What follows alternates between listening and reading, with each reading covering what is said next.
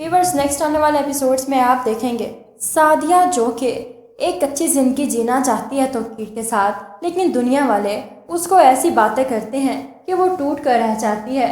लेकिन तौकीर उसका हर मौके पर साथ देता है, उसे कभी भी झुकने नहीं देता, ना ही किसी की बातों पर फोकस करने देता है। वो सिर्फ उससे ये कहता है कि तुम मेरी तरफ ध्यान दो, अपना इस घर की तरफ ध्यान दो, छोड़ो दुनिया वालों को, भाड़ में जाएं वो लोग, हमें किसी की कोई फिक्र नहीं है। इधर से उस्मान जो कि रिदा के साथ हर वक्त मुंह बनाए फिरता रहता है, स्पेशली जब रिदा अपने घर जाने का कहती है तो उस्मान को यही लगता है कि इसने तौकीर से मिलना होगा। लेकिन फिर ये सब बातें रिदा को बहुत बुरी लगती हैं। उस्मान पाबंदी लगा देता है कि रिदा अपने घर नहीं जाएगी। ये बात जब सादिया को बताती है रिदा कि उसने सफ़ीर की वजह से ये पाबंदी लगाई है मुझ पर, तो सादिया हैरान रह जाती है कि भाई की वजह से?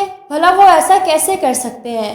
मेरे भाई ने तो हमेशा तुम्हें बहनों की तरह ट्रीट किया है। ये सुनकर रिदा कहती है तो और क्या, पता नहीं इनके माँ बाप इनके जहन में क्या गंद घोलते हैं, ये हमेशा नेगेटिव ही सोचते हैं। सादिया मुझे लगता है कि मैं कभी खुश रह ही नहीं सकती हूँ। उसे तसल्ली देती है कि तुम फिक्र नहीं करो, सब कुछ ठीक हो जाएगा। रिदा को बात करता सुन के उस्मान हैरान रह जाता है कि मेरे घर वालों के बारे में ऐसा कैसे बात कर सकती है। उस्मान आता है और हाथ से मोबाइल ले लेता है और सादिया से कहता है कि तुम अपनी पटियां रिदा को मत बढ़ाओ। मुझे पता है कि तुम पहले भी एक चोट खा चुकी हो और वो मेरा दोस्त था और वो तुमसे बेहद तंग था। अब तुम वही सब कुछ रिदा को सिखा रही हो ताकि ये भी अपने घर वालों का जीना हराम करे।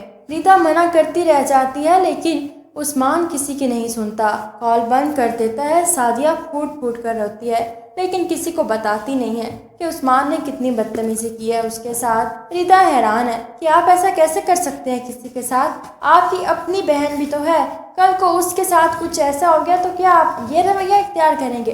जिस पर उस्मान उसके मुंह पर थप्पड़ दे मारता है कि तुम बद्दुआ दे रही हो मेरी बहन को, मैं ऐसा कभी भी नहीं होने दूंगा।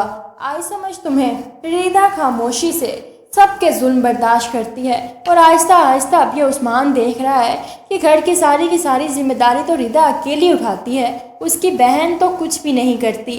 साथ ही साथ उसे सामान के लिए भी सब कुछ खुद करना पड़ता है, उसका बहनोई तो किसी काम का ही नहीं है। और फिर दिखाया जाता है कि रिदा सिर्फ और सिर्फ चुप साध लेती है, वो किसी से कोई बात ही नहीं करती, सिर्फ सबके सवालों का जवाब दे देती है। उस्मान हैरान है कि आखिर रिदा ऐसा क्यों कर रही है। वो रिदा से कई दफ़ा जानने की कोशिश करता है, लेकिन रिदा खामोश ही रहती है कि मैं बोलूँगी तो सबको बुरा लगेगा और मैं अपना घर बसाना चाहती हूँ, बर्बाद करना नहीं चाहती हूँ।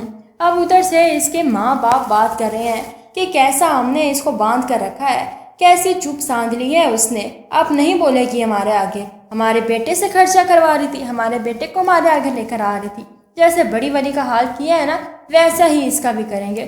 और उस्मान हैरान रह जाता है, उसके सामने सारी हकीकत आ जाती है। वो अपने घर वालों से साफ साफ कह देता है कि वो अलहदा हो रहा है और रिदा को लेकर अलहदा हो जाता है और वापस नहीं आता। अब उसकी बहन को ही सब कुछ करना पड़ता है, जो कि पछताती है कि ये सब कुछ क्या हो गया। साथ ही साथ उसके माँ बाप भी पछताते हैं कि उन्होंने कितना गलत किया। व्यूअर्स, आप लोगों को ये ड्रामा सीरियल कैसा लगा? वीडियो पसंद आए तो लाइक करें और चैनल को सब्सक्राइब करें। Thank you.